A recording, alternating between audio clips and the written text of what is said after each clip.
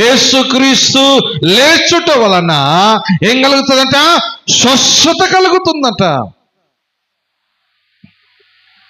ఆయన మృతుల నుండి లేచుట వలన నీకేం కలుగుతుంది? స్వస్థత. అపోస్తలుడైన పౌలు తెలియపరుస్తున్నాడు. ఆయన మరణము ద్వారా, ఆయన మరణము పునరుద్ధానము ద్వారా, ఆయన పునరుద్ధానం వలన నీకేం కలుగుతుంది? మన దేహానికి స్వస్థత కలుగుతుంది. హల్లెలూయా. ఏం కలుగుతుంది? ఎలా కలుగుతుంది? ఆయన తిరిగి లేచుట వలన. ఆయన లేచుట వలన నీకేం కలుగుతుంది?